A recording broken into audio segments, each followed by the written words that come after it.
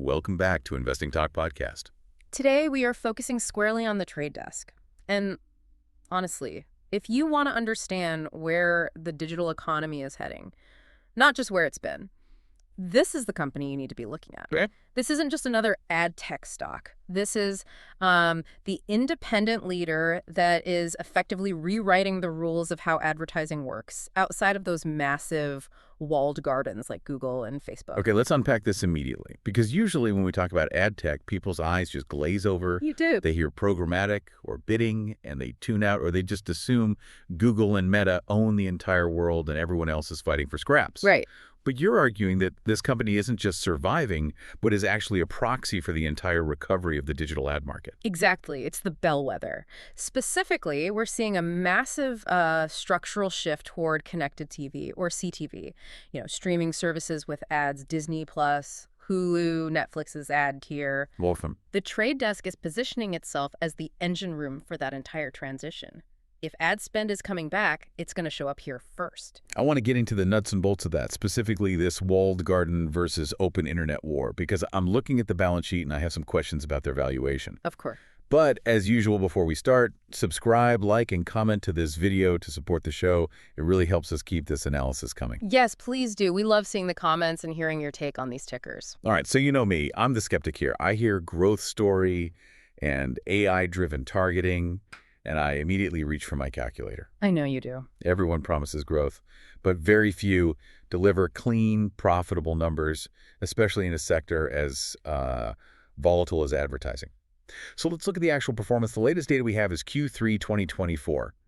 What are we actually dealing with here? We are dealing with some serious robustness. In Q3 2024, they posted revenue of $628 million. Okay. That is up 27% year over year. Now, in a vacuum, 27% is good. But you have to look at the context. Context is key. 27% is. It's healthy, but is it exceptional? It is more than healthy. It's outpacing the broader digital ad market significantly. Yeah. When you see Google or Meta posting, single-digit or low double-digit growth, and then the trade desk comes in at nearly 30%. It tells you they're taking share. They are stealing market share. And the drivers here are really specific. It's not just general ads on random websites. It is that strong demand in connected TV and retail media. Let's define that for a second. Retail media. We hear that term thrown around. That's not just ads for retailers, right? Right. Retail media is basically retailers think Walmart, Target, even Amazon, using their massive troves of shopper data to sell ad space. Ah, okay. The trade desk sits right at the intersection of this. They allow brands to use that retailer data to target customers on the open internet. It's one of the hottest sectors in advertising right now. So they are effectively connecting the plumbing between the data the retailers have and the ads the streamers show. Precisely. And that intersection is where the high margin growth lives. Okay, so top-line growth is nice, but we've seen plenty of tech companies grow revenue while burning cash like it's going out of style. I'm always worried about that profitless prosperity. A valid concern.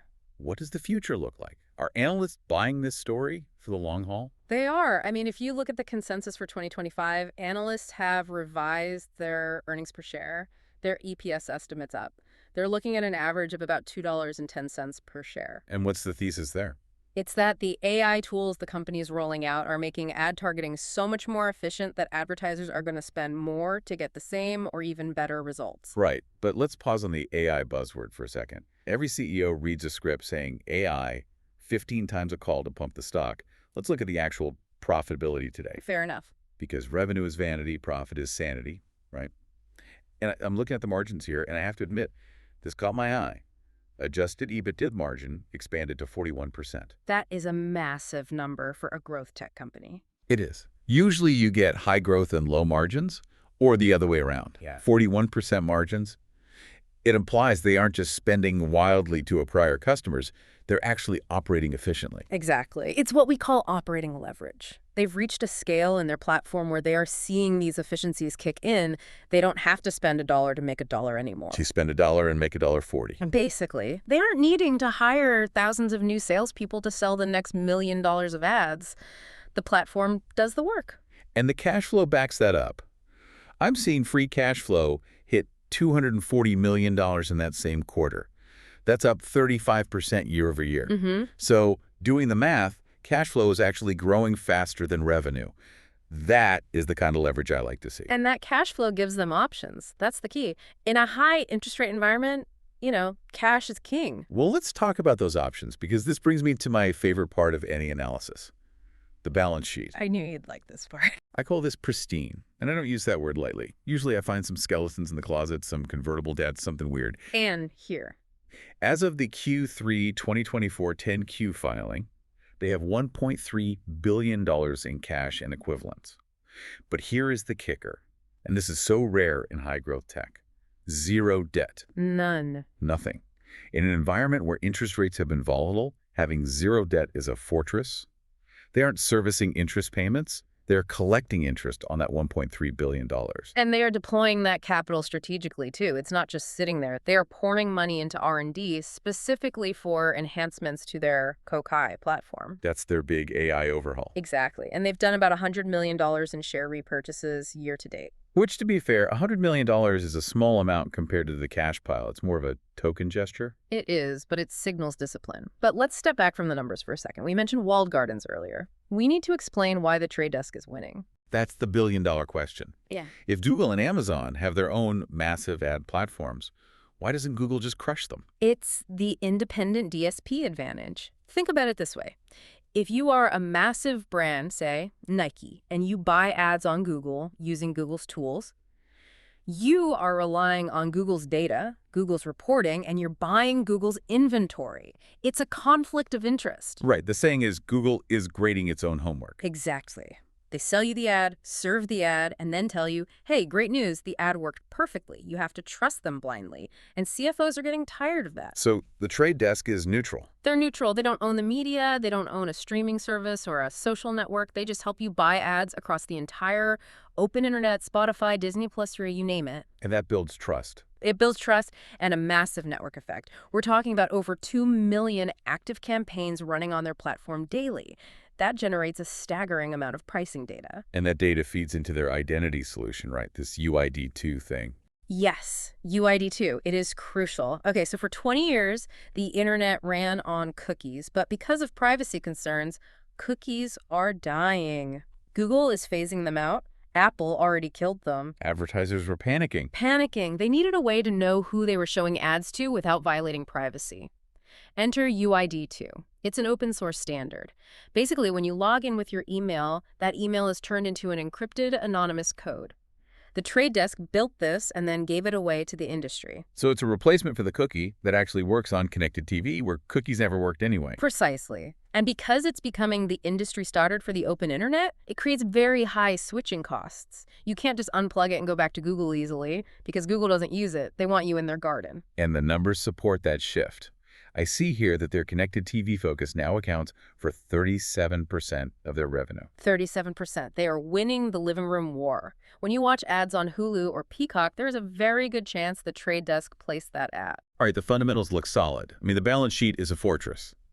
But fundamentals are only half the story. The market is a voting machine in the short term. Let's pivot to the charts. What is the price action telling us right now? Well, if you look at the recent movement leading into January 2026, the word that comes up in the financial press is skyrocketing. Skyrocketing. I get nervous when I hear that word. It usually precedes plummeting. A fair caution, but they are moving alongside peers like Akamai and Appian. We are seeing a broad relief rally across the tech sector, driven largely by easing geopolitical tensions. So the whole boat is rising with the tide. The market was holding its breath, and now it's exhaling. And when the market exhales, it buys high-growth tech.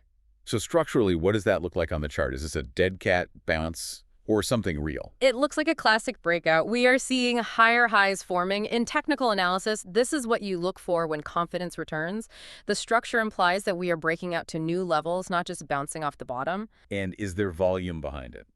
Because price without volume is just a trap. That's the important part. We are seeing significant jumps in price, accompanied by momentum and volume. It suggests a real sentiment shift. The market is rotating. It feels like money is moving out of the safety trades, utilities, staples, and rotating back into ad tech leaders. Interesting. So it's not just retail traders having fun. This looks like momentum-driven buying. It's the institutions starting to move back in. It does feel like for a while money was hiding. Now it's chasing growth again. But let's check if the broader market sentiment matches that chart.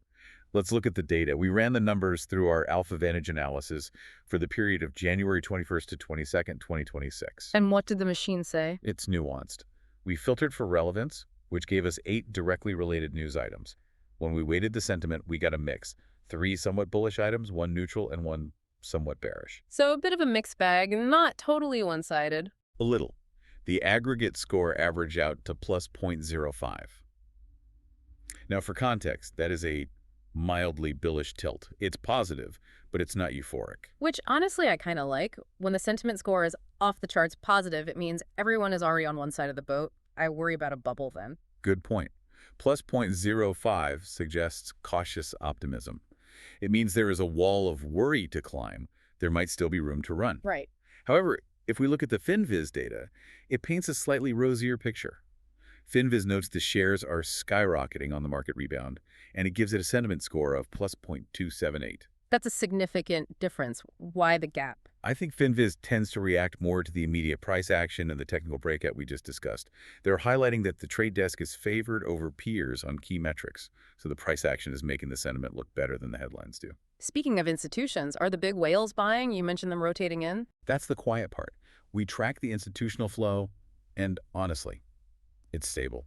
We aren't seeing any massive cluster buying from insiders on Form 4s, and we aren't seeing huge accumulation in the 13Fs just yet. So they're holding steady, maybe waiting? Exactly.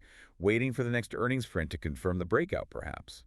It suggests the rally might be driven more by momentum traders or macro algorithms right now, not deep fundamental conviction just yet. Okay, fair point. Now, let's look at the downside. Because it's not all green arrows. We have to address the risks here. If this is such a perfect company, why isn't the stock at $1,000? There are always risks. The biggest red flag in our dataset comes from the analysts, specifically Bank of America. On January 21st, they reiterated a sell rating. That's a bold call when the stock is rallying like this. It is, and it drove that negative sentiment score we saw in the data. Their reasoning, valuation, pure and simple. They think the stock is too expensive for the current environment. That is the classic bear argument for this company. It has always traded at a premium multiple, 50, 60, sometimes 70 times forward earnings. If you are a value investor, you are never going to buy the trade desk. But it's not just the multiple, it's the macro environment. We mentioned easing geopolitical tensions caused the rally, but what if they flare up again? Ad budgets are discretionary. First thing to get cut. Exactly. If a CFO gets nervous, they cut the ad budget that afternoon. If the economy cools, can this premium valuation hold? That is the legitimate fear. If global trade slows down, ad spend slows down.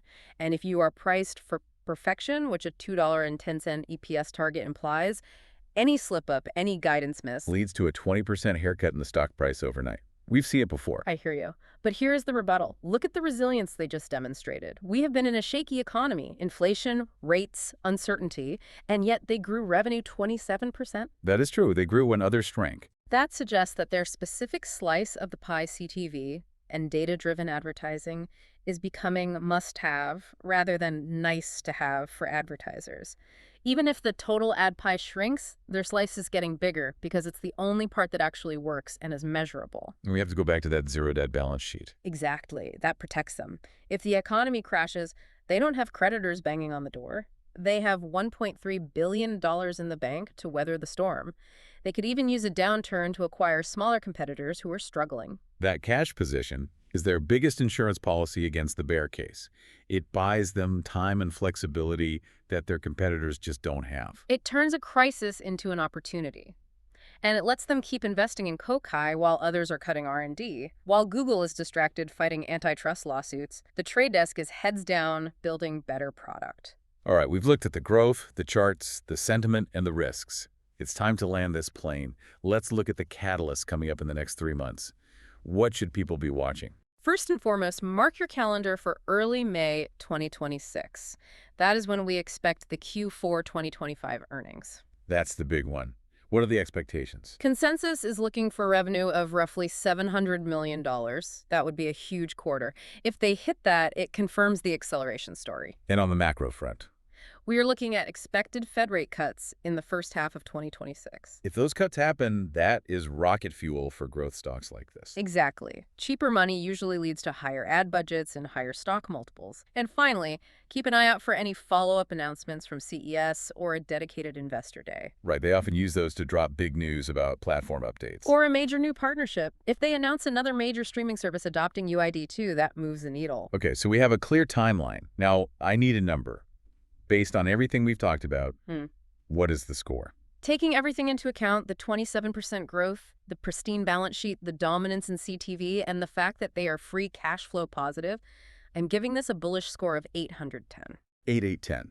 That is a high conviction score, especially with those valuation concerns we talked about. It is. And here is the thesis. The trade desk has established itself as the inevitable winner in the open internet advertising space. The shift to streaming TV is a secular trend that is not stopping. It's not cyclical. It's not.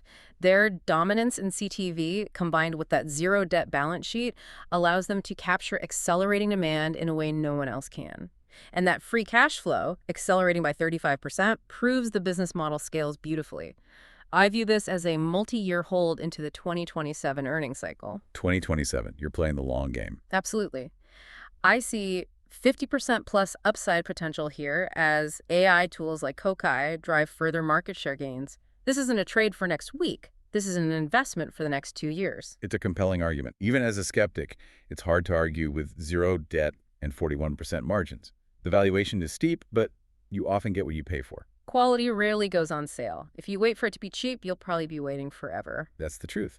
Well, that brings us to the end of our analysis for today. It's been a fascinating look at a company that is really shaping the future of media. If you enjoyed this breakdown and want us to dive into other market leaders, make sure you subscribe to the channel. We have a lot more data-driven analysis coming your way. And let us know in the comments, do you think valuation is too high or is the growth worth the price? We want to hear your take. Thanks for listening. We'll see you in the next one. Happy investing.